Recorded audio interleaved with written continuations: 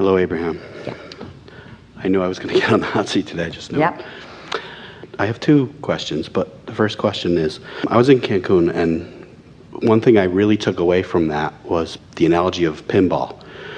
And playing pinball, to me, was, since then, I've been thinking about efforting, and when I don't want to effort, and when I do want to effort. Often you feel like applying effort when you haven't been flowing your energy in a productive way, and so you're trying to compensate with effort for energy that isn't flowing. That's why it feels like effort. So, Sort of bucking your own current, so to speak. and what I want to do is I want to be better at knowing when to hit the flippers. And, you know, the ball's out there and it's floating around, and I don't want to be hitting the flippers when it's up there. Timing is really everything. Right. Timing is everything in this law of attraction-based, cooperative component-induced universe. And timing is about alignment, isn't it? So the answer to how I have better timing is just feel good more of the time, because it's in those states of feeling good, now as we said earlier, or appreciative, or happy, or joyful, or interested. You can feel the difference, and if you're not sure, then sort of play emotions. When you're feeling really good, acknowledge it and rest in it. Sometimes Esther will be with friends or a friend somewhere, and she will just have this wonderful feeling of satisfaction come over her, usually in a restaurant. Because it is usually beautiful. There's usually the promise of something delicious to eat, or something delivered delicious to eat. There are fragrances in the air and music in the air. In other words, all of her physical senses are usually focused in a way.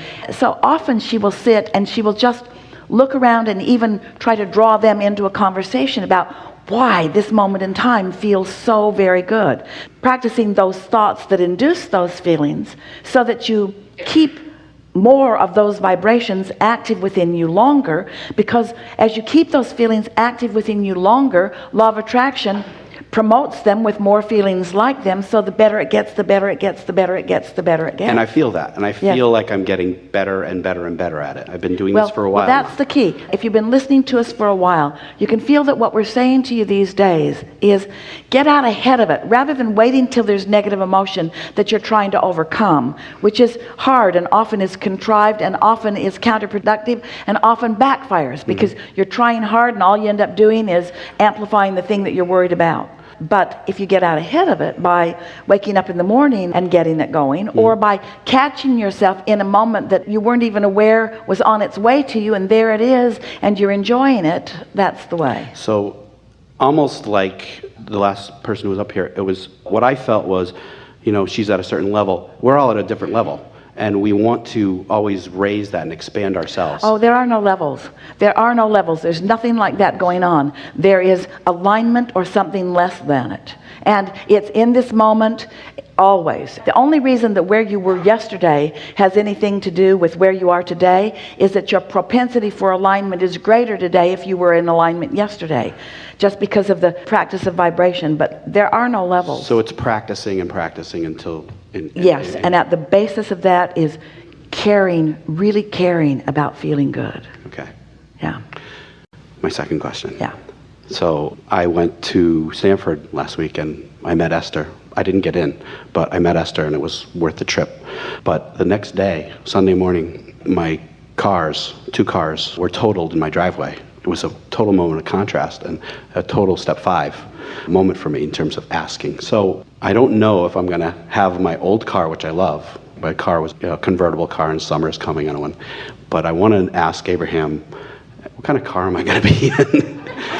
Well, I'm looking at different cars and I'm trying to manifest it, but it's not coming clear. If the idea of it has not occurred to you, then you're not yet in the receiving mode. And by that we mean you've been incrementally putting the aspects of the vehicles that you enjoy in your vortex. And so there's something that is very clearly defined and formulated. But what you are acknowledging here, and it's such a good conversation to have, is that often there is something that has been gestating and is really ripe and ready for the plucking that you aren't even aware of because you're trying so hard to figure it out. And so if you can trust that you have offered the information and that a vehicle that you might not even be aware of is the answer to all of that, and then you can just get off the subject of it and do your best to feel good, feel good, feel good, feel good, you'll be in the receiving mode and the idea will occur to you, and when it does, you'll feel the exhilaration of that, which is not just a really good answer to this really good question, but it's also something that we want to say to you about this receiving mode. Because once you've reached that place where you say, "Oh, I know what's a really good idea," or "Oh, I know what I want," that creation has been evolving long enough that it is a sure thing that it can come into full manifested fruition. Often you think that just because you want it, now you've got the long journey of bringing it about. It's not that way at all. Once the clarity of desire is clearly in your mind, you're nearly there. It's just a matter of maintaining that feeling of positive expectation, and the universe will just yield all kinds of fun to you. It's coming. Also, something else that we want to remind you is that you keep thinking, most of you do, that, all right, now I want it, I want it. Now that I know I want it, I want it. I want it, and I want it now. Yep. Jerry and Esther were wandering through department stores and furniture stores, and commonly someone would come up to them and say, "May I help you?" And Jerry would say, "We're just looking for something to want." And they would look at him like he was a crazy man.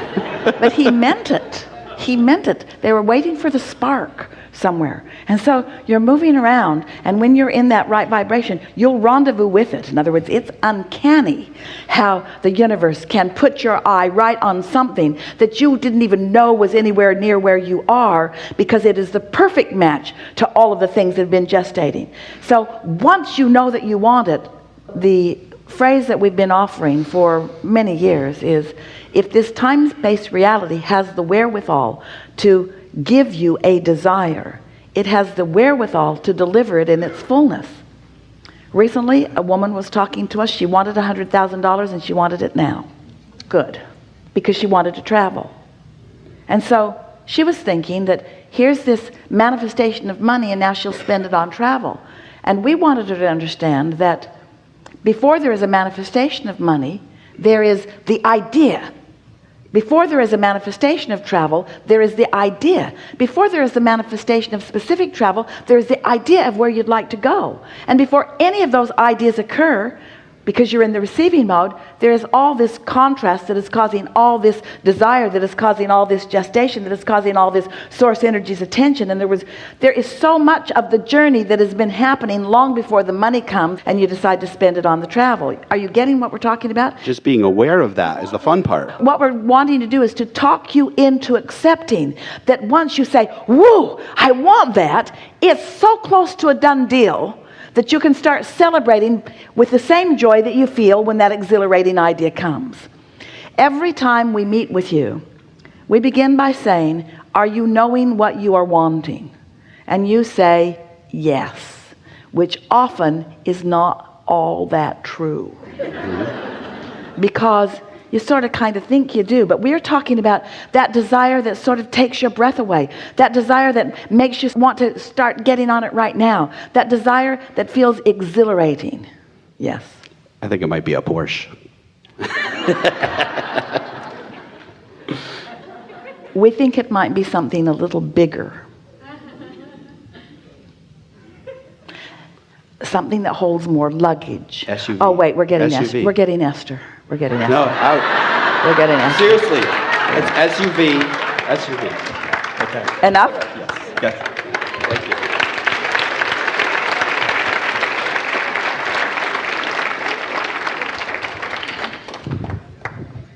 So, I didn't have a question, but it was inspired by the gentleman before me. I'll get to that, but I was, just very at ease and calm and not thinking of anything. I saw myself the other day actually in the chair, but I didn't have a question. I had nothing to ask. And coming here I still saw myself up here. Before you go further, we just want to stick something in here that's really important. We talked about our friend who was leaning forward and missing the tile. But seeing yourself in the chair is one of those moments too, isn't it? Your inner being isn't just helping you avoid potholes. Your inner being is showing you the way. Those premonitions or those advanced announcements of things that are to come are indicators of your connection to source energy and your awareness of what is coming. Yes? So I was sitting in the chair, in my seat, still nothing to ask, and my arm starts twitching, my right arm. So I'm like, oh, that's weird. But I got the impulse to raise it, but yeah. But right, nothing to say, exactly. So that was the previous hour, and then, yeah, sitting there again, I went to the bathroom, and it stopped twitching, and came back, and it started twitching again, and I was confused. And then the gentleman comes up here, and he says something, and then it clicks. It's something that I didn't know the answer to. And then I started getting nervous. I'm like, wow, there's some energy building there. That's something that's really, I know I'm going to be in this chair now. I know I'm going to be next. So I might as well raise my hand. See, this is the sweet spot that we're talking about. This is what it's like living in the flow of that. This is what it's like to be an extension of your own inner being and source energy. This is what it's like to be alive in the moment and able to sense things from a broader perspective. And the way you described it and your awareness of it is exhilarating to us, because that's what co-creating at its best is.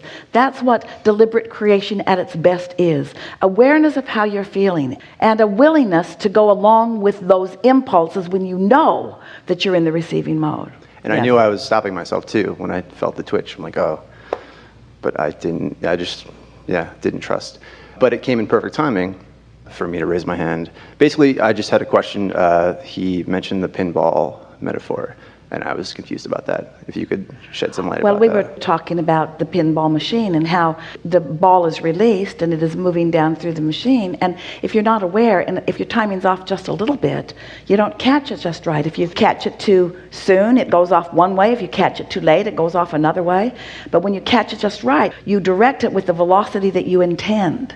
And so we're talking about being tuned in, first of all, so that that impulse to move your finger, which moves the button, which moves the pen. In other words, it was just about timing and alignment. And it was about all the things that you just described. It's so interesting, isn't it? The story that you told about the progression of your thoughts is exactly the story of the pinball machine. Isn't it? It is. It's exactly the story of the pinball machine. Yeah. So you have to feel. You are, aren't you? Absolutely. Anybody else getting it? The exhilaration of that perfect timing. But let's not just call it perfect timing. Let's call it the perfect alignment that allows the awareness of the perfect timing. Perfect timing is happening around you all the time. You just miss it because you're oblivious. But when you're tuned in, then when the thought comes, you respond in the perfect timing. That's how you effectively turn the thoughts to things. That's how you effectively are in the right place at the right time. That's how you rendezvous with something that is the next logical step for you, and so forth. Really good. Enough? That's it, yeah.